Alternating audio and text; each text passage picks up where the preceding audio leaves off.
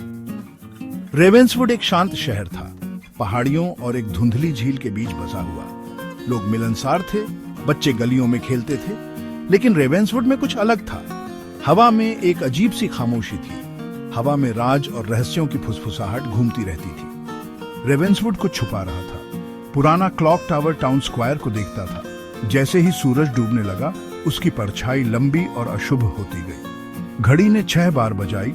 हर एक झंकार रेवेंसवुड के रहस्यों की याद दिलाती थी। मिस्टर एक्स किसी भी दूसरे डिटेक्टिव से अलग थे। उनका दिमाग उस तरह से भी तेज था। उनकी नजर से कुछ नहीं बचता था।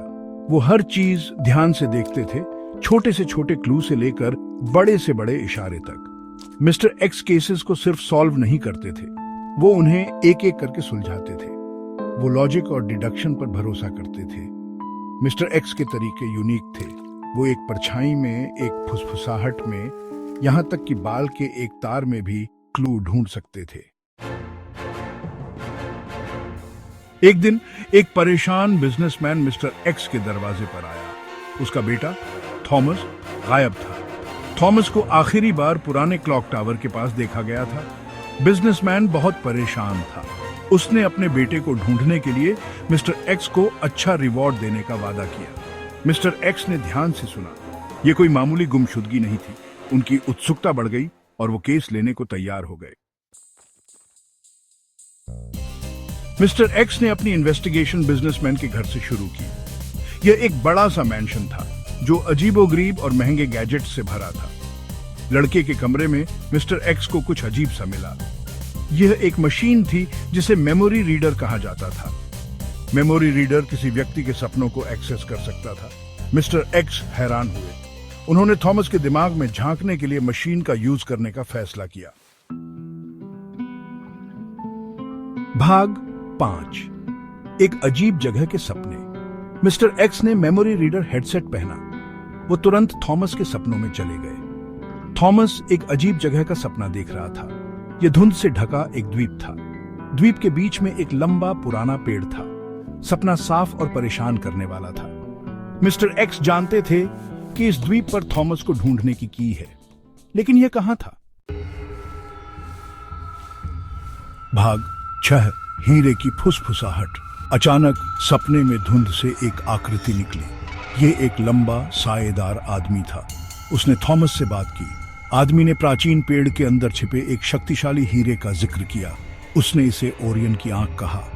मिस्टर एक्स चौंक कर उठ गए। अब वो जानते थे कि थॉमस सिर्फ गायब नहीं था, वो एक खतरनाक क्वेस्ट पर था। लेकिन क्यों और किसके लिए? भाग 7। मिस्टर एक्स की पहेली।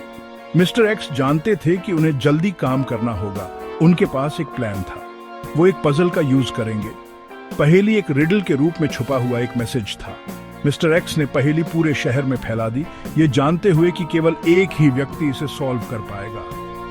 वह व्यक्ति थॉमस के गायब होने के पीछे का मास्टरमाइंड था। मिस्टर एक्स ने इस मास्टरमाइंड को मिस्टर वाई कहा।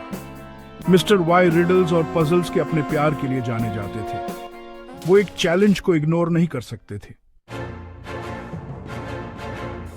भाग 8। जाल बिछाया गया है। जैसी उम्मीद थी, मिस्टर वाई ने पजल सॉल्व कर लिया। जवाब ने उसे रेवेंसवुड के बाहरी इलाके में एक दूर दराज के अबैंडन्ड वेयरहाउस तक पहुंचाया।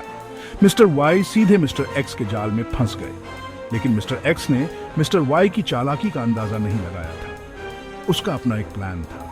मिस्टर वाई ने मिस्टर एक्स को एक जाल के अंदर जाल में फंसा लिया था। वेयरहाउस में एक्सप्लोसिव्स लगाए गए थे। मिस्टर एक्स अब बहुत बड़े खतरे में थे। भाग 9। मिस्टर वाई का इंतजार। हवा में तनाव भरा हुआ था।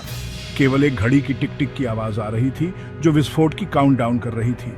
मिस्टर एक्स फंस गए थे, लेकिन उन्होंने उम्मीद नहीं छोड़ी थी। वो जानते थे कि मिस्टर वाई अपनी जीत देखने के लिए किसी भी पल आ जाएगा। खेल अभी खत्म नहीं हुआ था। यह दिमाग की लड़ाई थी और मिस्टर एक्स आखिरी हंसी हंसने के लिए दृढ़ थे।